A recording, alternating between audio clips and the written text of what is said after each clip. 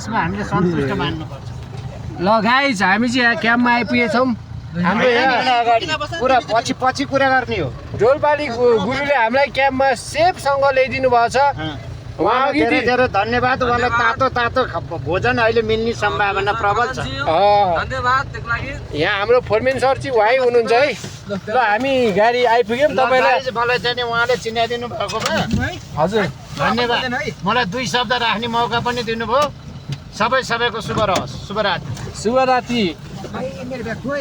तेरो ब्याग तिम्रो ब्याग यहाँ छ फुर्वा सर हजुरको ब्याग यहाँ। तपाईँ यहाँ हाम्रो साइड इन्जिनियर हुनुहुन्छ यहाँ। ऊ एकदम हसिलो हुनुहुन्छ एकदम चिसो छ है। हाम्रो कोलोनी चाहिँ छ है। रसिलो सुनिन्छ फसिलो पनि हुनुहुन्छ। हो नि त भए त यहाँ हाम्रो यहाँ फोरमेन सर चाहिँ हुनुहुन्छ।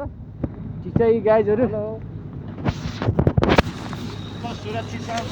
सुरक्षितसँग बसौँ। बिजुली छैन त्यसैले हामी डिजी चलाउँदैछौँ। हजुर डिजीको उज्यालोमा हामी मजा लिन्छौँ। हजुर हजुर ल वेलकम छ है हाम्रो यहाँ।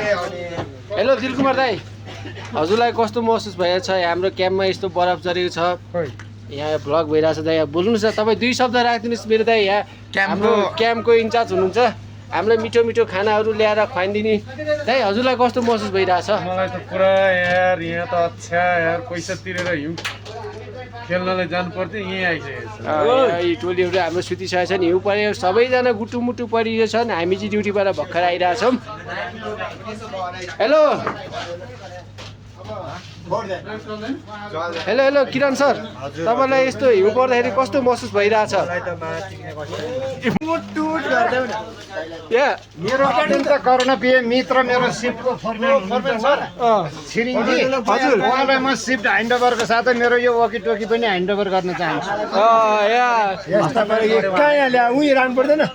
कहाँ उहाँ राख्ने भोलि बिहान जान सक्ने के गर्ने? लगाएर उहीँ राखिदिनु के छ अनि हाम्रो नाइटको फोरमेन हुन्छ। तपाईँलाई कस्तो महसुस भइरहेछ हिउँ पर्दा? लौजा बत्ती नि गइरहेछ के हो? तपाईँलाई सोध्ने बित्तिकै बत्ती जानुको कारण के होला? जनता जान्न चाहन्छन्। यहाँ मलाई हिउँ परिरहेछ। अझ योभन्दा माथिको एलिभेसन लप्ची गुम्बा जाउँ भन्ने हाम्रो नवराज सर हुनुहुन्छ। हाम्रो यात्रा मेरो यात्रा भोलि हुन्छ गाइडहरू। हजुर के को लागि जाँदै? मेरो यात्रा भोलि हुन्छ। हजुर अब त्यहाँको अनुगमन त्यहाँ हिउँ कति मिटर के कस्तो छ त्यहाँको अवस्था यसो जानकारी हजुर लिनलाई म भोलि जानेवालामा छु। ल ठिक छ तपाईँ जाने हो। मलाई जाउँ भन्दै हुनुहुन्छ। मलाई ढुगा लगाइरहेछ त्यही पनि मलाई एकदम मुड चल्यो भने जान्छु। त्यहाँको अहिलेको यहीँ मेरो ऐना एकदम ऐनाको व्यवस्थापन भइरहेछ। हाम्रो अडिट 1A को फोरमेन हुनुहुन्छ वाची। उहाँ एकदम न्यानो भएर गमक्क भएर बस्नुभएको छ। हजुरलाई यो हाम्रो लप्चीजानीको बेस क्याम्पमा हाम्रो कोलोनी बनेर बस्दाखेरि यहाँ कस्तो अनुभूति भएको छ हजुरलाई? एकदम जाडो अनुभूति भइरहेछ। एकदम जाडो अनुभूति।